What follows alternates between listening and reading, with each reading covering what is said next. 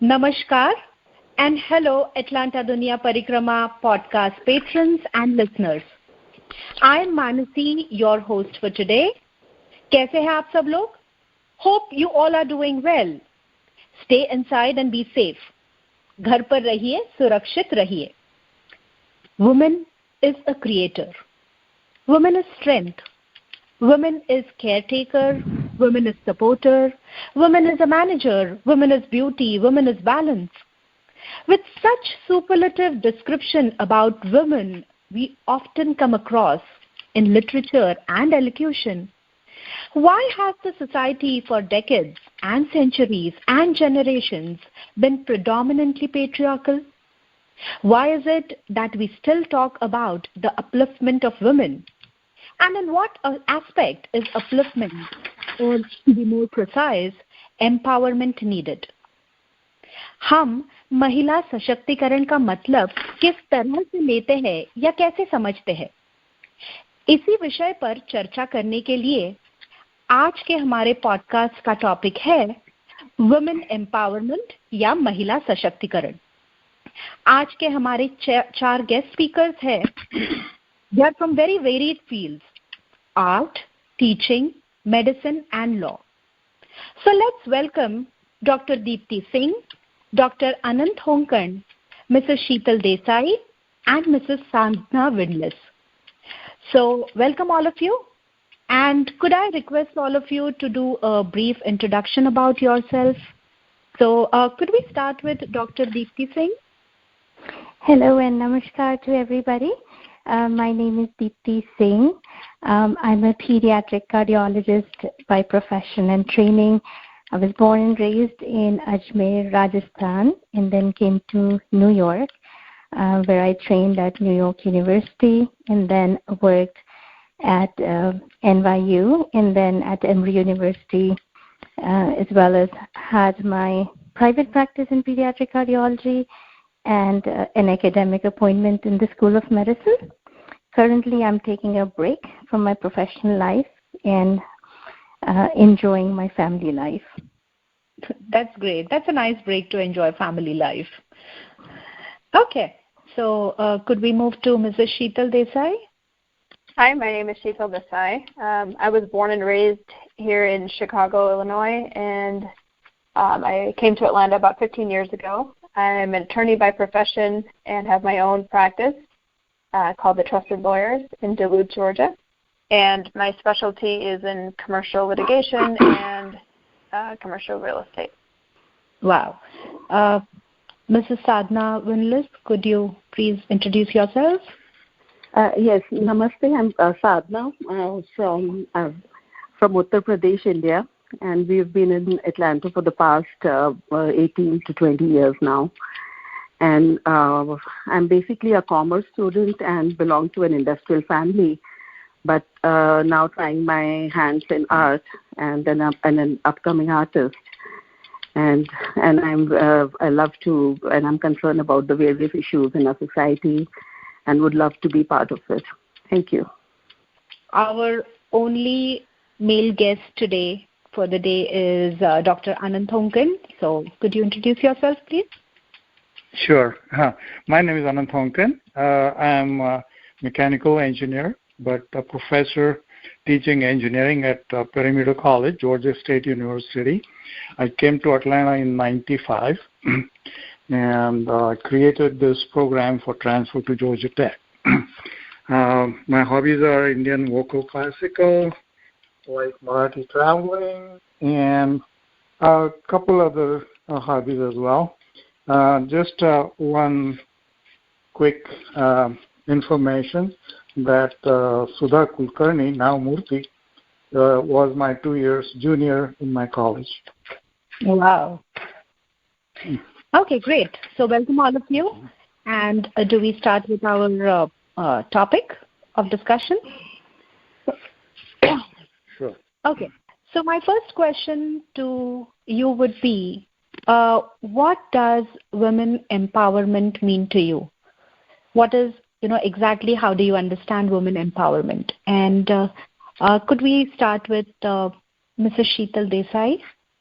Sure. So women empowerment is something that comes from within, I think. And I'm sure the definition has changed over the years, but I guess currently in this environment, women empowerment is just, it's finding what makes you tick from inside and following it.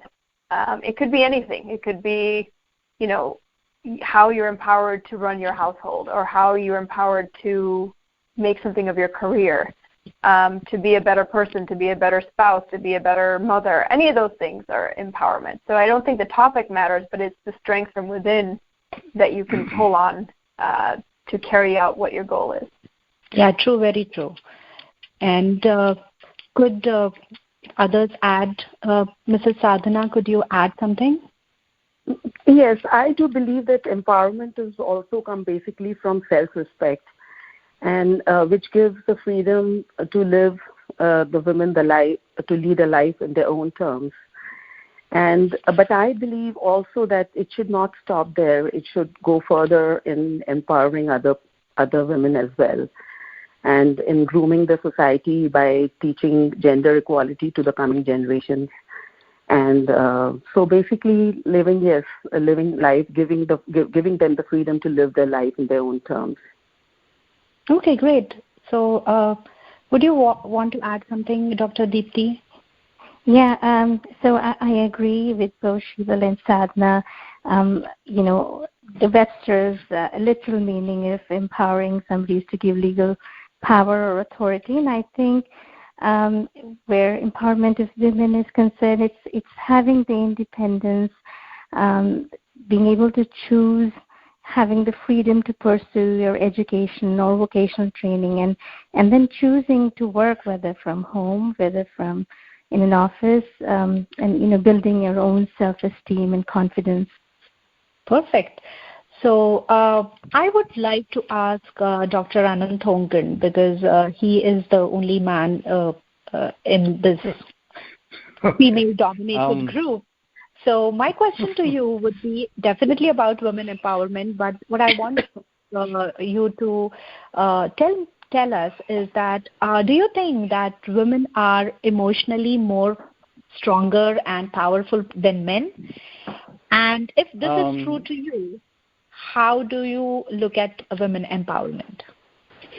It appears that women appear to be more emotionally strong and powerful as well, but men typically don't show emotions in public except for typical anger and disappointment. However, they do show it to their loved ones, or they're at least able to communicate directly or indirectly. So in some areas, I see women are emotionally powerful, and in some other areas, men are. But as you started with the question about what does empowerment mean to me, it very simply means, in a very simple terms, that giving women a place at the table of power or decision making, or whatever it could be. Okay, great. I think you look at everything, with a sense of lot of equality, whether it is emotional or, whether it is anything else. It's more about equality to you. Is that true? Correct. Okay. My next question would be to Mrs. Sheetal Desai again. And I would just want to know that, do you think that financial stability for women makes them feel more empowered? Of course. I think financial stability for anybody would make them feel more empowered. I think it's kind of the baseline. Of course there are exceptions, but if financially you're sound, then I think your mind can go further from that. Financial stability is kind of like the bread and butter. If you have that, then your mind can take it further and think of what other things you can do and be creative and move from there. But financial stability has many meanings too, right? It's not about being rich. It's just meaning you have control over your assets and you're stable, and then from there, I think you can do anything. Okay. So, Mrs. Sadhana, how do you look at this? do you think that financial stability matters, and it makes women feel more comfortable and have a better place in society? Yes, it does. I think it's very important because it gives them the power to pursue their goals, and they are more. And then in turn, it gives them more control of their life too. So I believe it's very important. Okay. And how do you look at housewives?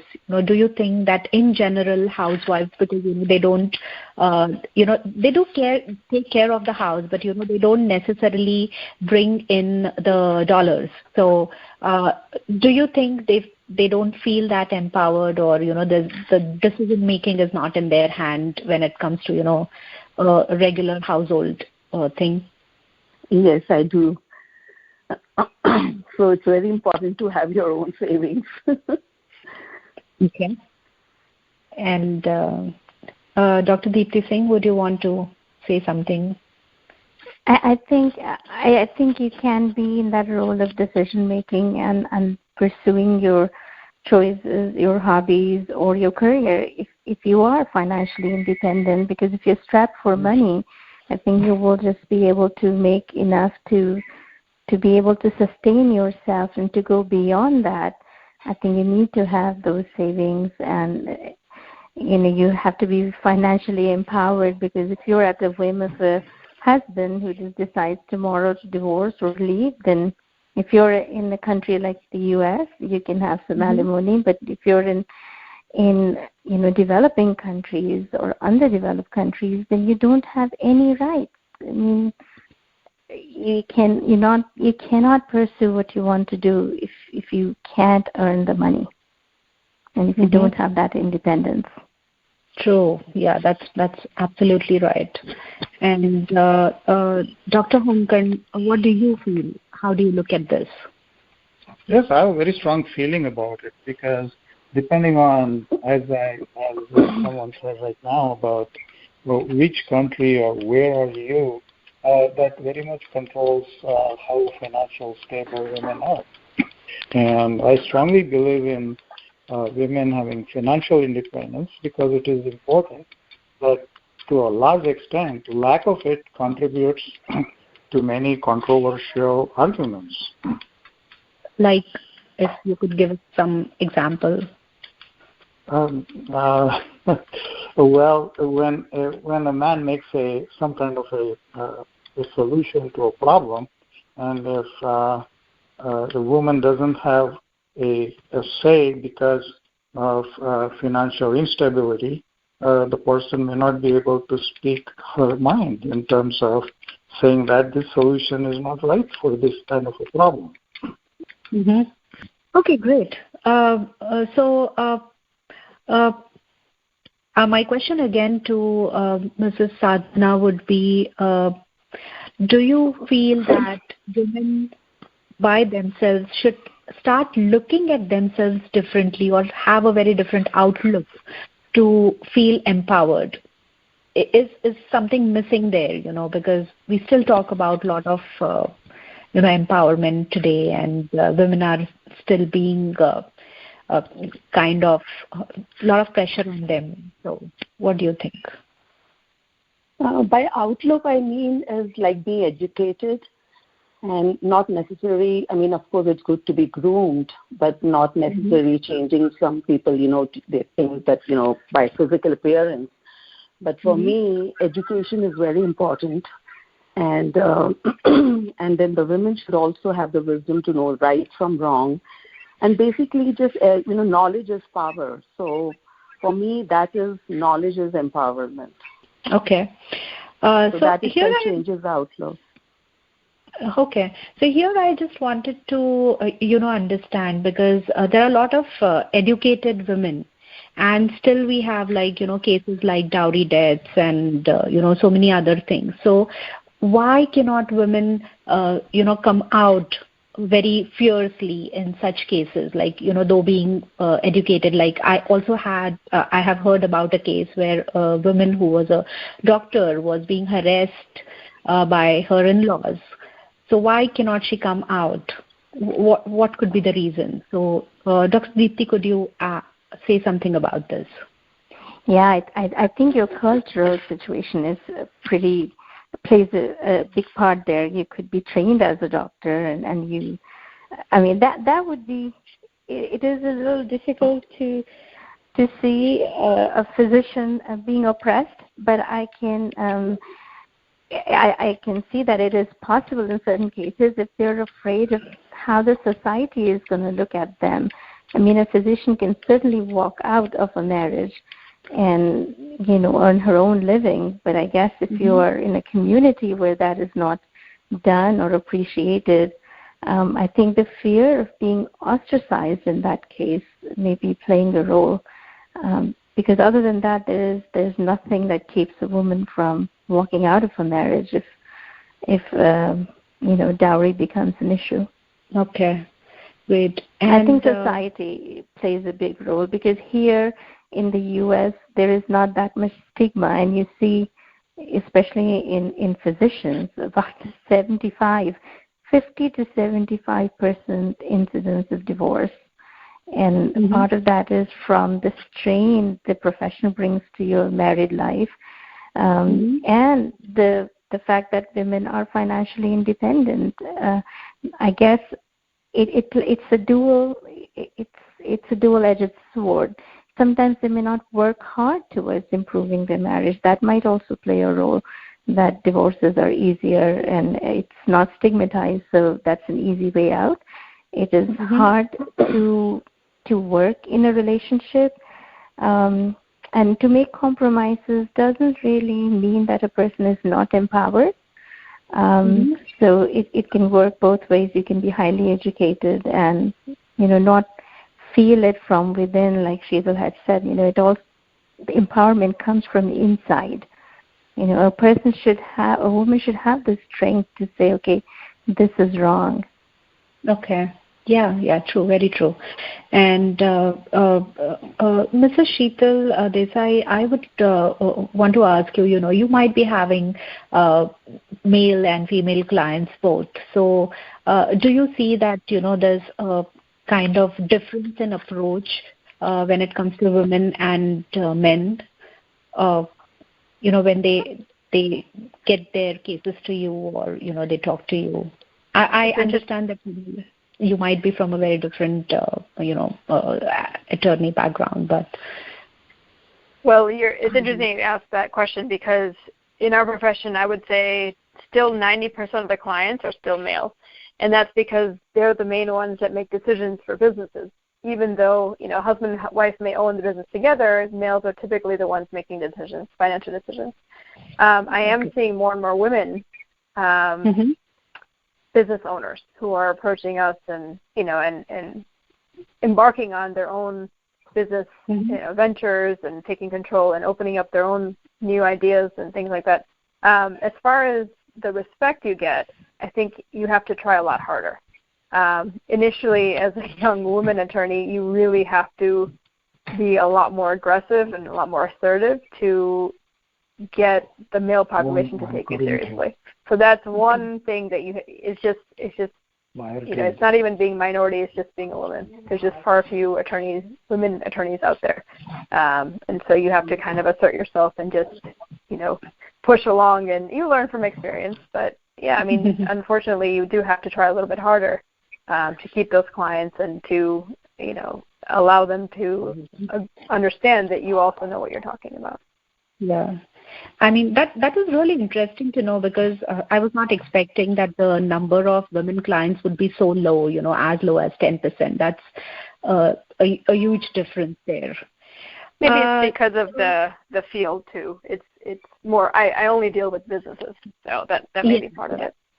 But that also means that the decision making capacity of women is a bit low there, because only 10% are women. So we still have a lot of more women to get into businesses. That is how. I mean, is that correct? So there, a lot of women own businesses, but I think the decision making is coming from their male counterparts. So it's not that they don't own the businesses, but they're not necessarily the ones making the decisions in the business. Okay, great. Okay. That's interesting. And there might be a bias also. There might be a bias that they might be afraid of bringing on a lawsuit. They might be more willing to, just be taken advantage of or not saying anything, not going through a court process. That may be true as well. Yeah, true. So, Mrs. Sadhana, you did speak about outer appearance and, grooming and that part. So these days, whenever we talk about women empowerment, most of the times where we hear about women empowerment is during the beauty pageants and fashion shows. So how do you look at all this? How do you think beauty pageants and fashion shows, do empower women? I don't think they empower women in any way. They, of course, they boost your confidence in public, but beauty pageants and all, they are not a tool to empower women. They are, they have their own fields. But I just believe that confidence can come from any public performance, and not necessarily by going for fashion shows and beauty pageants. Okay, because that is. I would like to ask Dr. Honkan, how do you look at these beauty pageants? And, you are a professor and you might be, coming in acquaintance with a lot of females who are young and, you teach them. So they are very much interested in beauty pageants and fashion show, the younger generation. So how do you look at this? Does this really empower women? Well, there are two things about this. Is that in engineering, actually, I've been seeing a lot of improvement to the extent that in our field, in education, actually engineering education, we see a majority of, in our department at least, the majority are women. Once upon a time when I joined, they were all men. So it has been changing, and that is basically because the qualifications, the abilities are recognized more frequently and openly discussed in our field. But talking about beauty pageant, we do have some of the students who were, actually one of my students was a great dancer, and now she's an astronaut. So that tells a lot about the pageant may not necessarily brought anything in terms of giving anything other than confidence, self-confidence. It not necessarily empower them, but give them self-confidence to be able to talk in public, say openly, and be able to discuss issues at hand. Now, if such programs like pageant and fashion show provide any financial improvement in them, then I think to some extent it is empowering. Okay.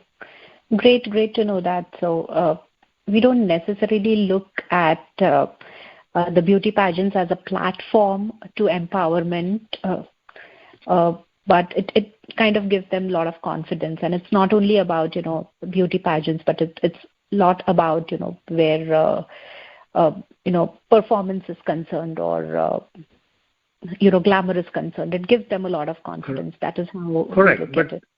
Yeah. Yes, but what they have been doing, I've seen recently, is that they're forming their own associations, like Society of Women in Engineering. They hold their own pageants.